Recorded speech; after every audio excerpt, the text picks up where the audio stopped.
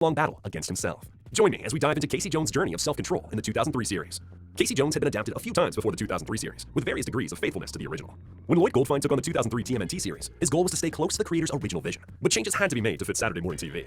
The original Casey, created by Kevin Eastman, was too violent, so the writers adjusted his inner conflicts and motivations to make him work within this new universe. The character was played by Mark Thompson, who was excited to be part of the show. He was a big fan of the original show and movies, and he had a lot of fun working on this one, as unlike other shows he had to work in, he was able to record his lines with the rest of the cast. Casey was written out of the show during the Fast Forward season, but Mark stayed on the show playing Surly. It's worth mentioning that the show had a short-lived comic book run, where Casey's origin was slightly different, which is a topic for a future video. Now, let's explore this reimagined version of Arnold Casey Jones. Casey's story started at a very young age, when he had problems standing up against his bullies. The Turtles, who were younger than him, felt like they could apply all the things they learned to help him defend himself. They took turns playing as sensei, but they failed miserably at this, and after Splinter found out, he forbade them to ever train anyone again. Casey eventually learned to stand up against his tormentors when he saw them bullying his friend. It turned out that all Casey needed was to protect others. Ironically, Casey learned only one thing from his training with the Turtles. Mikey taught him he needed a battle cry, and came up with Goro Goro Sama, which meant Mr. Thunder in Japanese. But Casey couldn't remember this correctly, and progressively changed it into Goongala. He never knew he was being trained by 4 turtle brothers, but in the writer's defense, Casey wasn't exactly known for his brightness. So up to this point, Casey had proved he was motivated to protect others. This could have thrown him into being a cop, a fireman, or even a lawyer, but fate had a different plan for him. One day, Hun and the Purple Dragons burned down Casey's dad's shop after refusing to pay for protection money. Hun threatened Casey, warning him not to go to the police or his dad would pay the consequences. But Casey's dad had put everything he had into that store and felt he had to go to the police, no matter what kinds of threats they put on him. His parting lesson to Casey was that sometimes you had to stand up for what's right, even when the odds are against you, and even when you are alone. Unfortunately, Arnold Sr.'s sense of morality got him killed, and this burning feeling of injustice caused Casey to have problems keeping his temper under control from that moment on. But despite his hot-headedness, Casey was still a good guy, and his neighbors trusted him. This probably encouraged him to become a vigilante, who especially targeted the Purple Dragons. One neighbor, concerned for her granddaughter Angel, asked Casey to keep an eye on her and steer her away from trouble. I'll come back to Angel in a bit. Casey eventually met Raphael again, but neither of them recognized each other. While sparring with Mikey, Raphael lost control of his temper and almost killed him. Trying to calm himself down, he went to the surface, where he discovered Casey Jones' own method of justice, beating the heck out of the Purple Dragons. Casey was wearing a hockey mask, and to match that sports theme, he used all kinds of sports gear to punish criminals. But Raphael recognized his own weaknesses in Casey and decided to stop him from going too far with them. Casey just got furious at Raph, and after taking him down, suggested a rematch on a specific day and date. Unfortunately, this gave the Purple Dragons the golden opportunity to ambush him. Raphael and Casey met again at the designated night, and finally agreed on not going too far. But by then, they were easy prey for the Purple Dragons who surrounded them, ready to kill 2 birds with 1 stone. But the dragons were ambushed by the rest of the turtles shortly after, and the good guys survived to live another day. Casey and the turtles became friends, so one day he visited the sewer lair and met Master Splinter, who would later become a sort of surrogate father to him. Unfortunately, he quickly became the guest and wouldn't leave. This clearly indicated that Casey wasn't a master of self-awareness. Nevertheless, Casey continued to be a protector, and when Angel was drafted by the Purple Dragons, he tried to convince her to drop out of their recruitment. After he failed to dissuade her, he intervened in her recruiting competition to save her life. Unfortunately, Hun knew who the man behind the hockey mask was. He defeated and took him prisoner, and organized a competition where the winner would have the opportunity to kill Casey. Angel felt terrible about the outcome, so Casey asked her to contact the turtles for help. This proved to be a good idea, but as a result, Casey was once again at the mercy of his own self-control. The turtles freed him, and Casey used the occasion to knock Hun out. Unfortunately, the anger overcame him, and he was more than ready to cave Hun's head in. But that was when Angel returned the favor and stopped him from making the mistake of his life. Casey came back to his senses, left the place, and delivered Angel to the safety of her grandma. The turtles helped Casey a few times until he returned the favor, forever getting tangled as a core character of the group.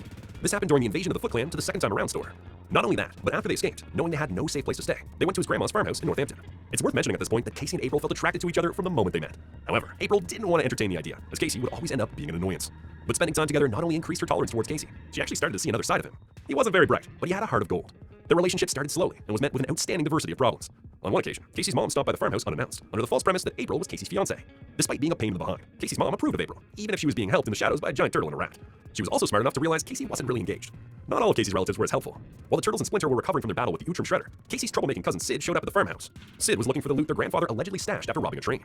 He was under pressure because he owed money to the Purple Dragons, who had tracked him down to the farmhouse. Sid, pressured and desperate, put Casey and April in danger. The Purple Dragons held them at gunpoint, forcing Sid to find the missing loot. Despite their injuries, the Turtles managed to take out most of the dragons without being detected. But in the end, Casey and April saved Sid from the dragon's clutches. When the dust settled, they learned the truth. Casey's grandfather had robbed the train, but his grandmother had donated all the money to charities over the years, leaving nothing for Sid to claim. Over time, and thanks to the guiding wisdom of Master Splinter, Casey was able to let April know about his feelings for her, and the relationship became formal. But no matter how much progress he made, his past was still there haunting him. And when Hun started upscaling the Purple Dragons into a proper criminal organization, Casey came in very close to crossing the line. When he had Hun at his mercy, he decided to follow his father's advice and do the right thing, saving Hun's life. Sure, they lost the fight that day. Hun escaped and the Purple Dragons lived to fight another day. But for Casey, it was a personal victory. He had won a far more important battle, the one against his own anger. He went to his father's tomb afterwards and told him he did the right thing, but he wasn't alone. He had good friends fighting by his side. This implied that the discipline of the 4 brothers and the love of April were enough motivation for Casey not to cross that line. But what would happen if the Turtles suddenly disappeared? Would Casey still be able to stay on the right path? During the year the Turtles went missing, Casey needed something to fill that void, so he joined a karate school.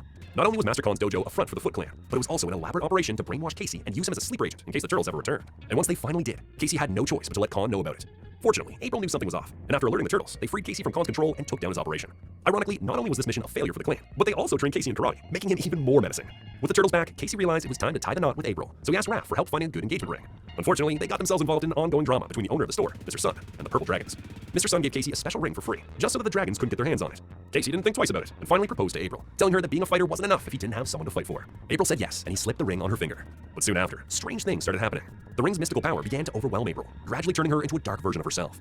She began summoning monsters out of thin air, losing control. Though Casey tried to stop her rampage, the Purple Dragons took advantage of the chaos and captured April, hoping to use the ring's power for their own purposes. The Ring of Yin was of a mystical nature, and Hun, having heard the Shredder was coming back, wanted to have it to be strong enough to survive any possible retaliation. Mr. Sun found Casey and explained to him that the Ring of Yin allowed its user to reach their inner darkness, but over time, they would end up transforming into that darkness permanently. Another problem was that she couldn't remove the ring, because only the person who slipped the ring on her could, and that person was Casey. Hun was determined to cut April's finger off in order to get the ring, but that was when April let the darkness take over, and she transformed into a giant monster to escape from the dragons. Hun and Casey rode the flying monster April, trying to remove the ring.